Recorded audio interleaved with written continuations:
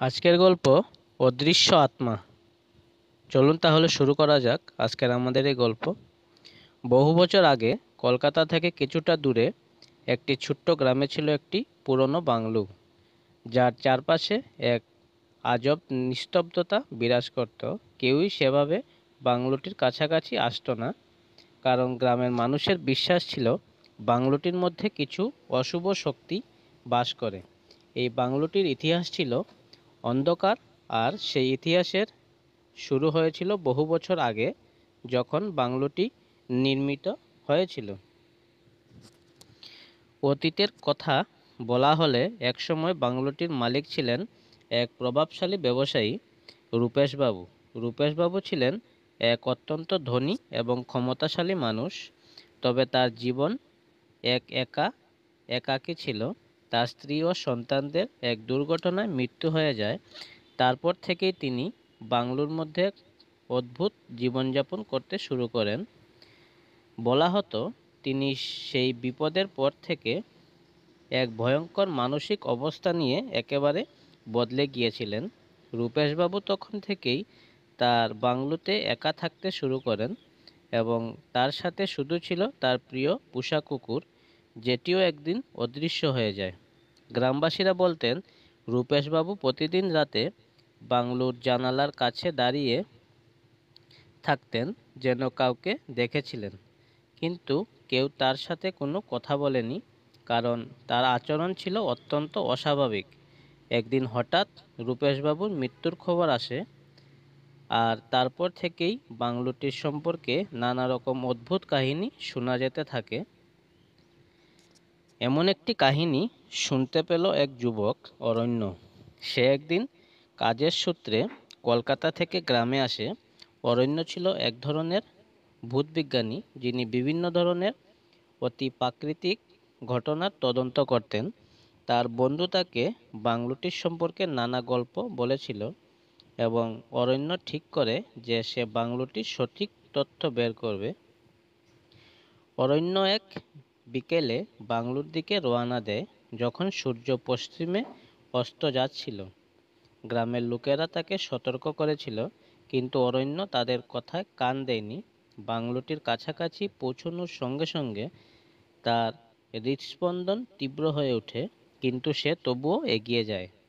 বাংলোটির ভেতর প্রবেশ করার সাথে সাথেই তার চোখে পড়ে এক অদ্ভুত পরিবেশ। পুরনো ফার্নিচার, ধুলোমাখা মেঝে, আর এক নিঃশব্দ অন্ধকার। বাংলোর ভেতর ঢুকতেই সে কিছু অদ্ভুত শব্দ শুনতে পায়, যেন কেউ ভারী পদক্ষেপ ফেলেছে। অরণ্য এগিয়ে চলতে থাকে, তবে হঠাৎ তার সামনে একটা ঘর দেখা দেয়। একটি বন্ধ দরজা, যার মধ্যে থেকে কিছু অদ্ভুত আলো বেরিয়ে আসছিল। সে দরজার সামনে দাঁড়িয়ে কিছু সময়ের জন্য থেমে থাকে, তারপর দরজাটি খোলার সিদ্ধান্ত নেয়। দরজা খুলতেই তার সামনে এক ভয়াবহ দৃশ্য। রূপেশবাবু, যার মুখে কিছুটা অস্বাভাবিক আর অস্পষ্ট রেখা ছিল, সেখানে দাঁড়িয়েছিল। তার চোখ দুটি ঝলমলে অদ্ভুতভাবে খোলা, এবং সে যেন অরণ্যের দিকে এক নিঃশব্দ চাহনি দিচ্ছিল। অরণ্য পিছিয়ে যেতে চাইল, কিন্তু অদৃশ্য এক শক্তি তাকে আটকে ফেলল। সে দেখল বাংলোর দেওয়ালে নানা ধরনের ছবি ঝুলছে। সেগুলির মধ্যে কিছু ছবি অদ্ভুতভাবে নড়ছিল। তখনই অরণ্য অনুভব করল বাংলোটির মধ্যে কিছু অশুভ শক্তি তার জীবনে প্রবেশ করছে। অরণ্য আরও কিছু সময় ধরে ঘরটির মধ্যে আটকে পড়ে। সে উপলব্ধি করল বাংলোটি কোনো সাধারণ বাড়ি নয়। এখানে কিছু অদৃশ্য আত্মা বা ভূত বাস করে।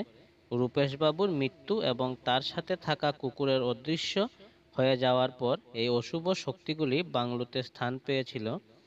অরণ্য সে বুঝতে পারল সে এক অদ্ভুত জগতে প্রবেশ করেছে, যেখান থেকে ফেরার উপায় নেই। এক পর্যায়ে অরণ্য ছুটে বেরিয়ে আসে এবং বাংলোটির বাইরে এসে গভীর শ্বাস নেয়।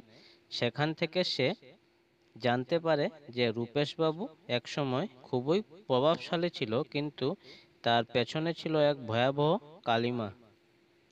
তার মৃত্যুর পর তার আত্মা বাংলোটিতে বন্দী হয়ে পড়ে। গ্রামের মানুষেরা জানতো একদিন এই বাংলোতে আবার এক অচেনা আত্মা ফিরে আসবে।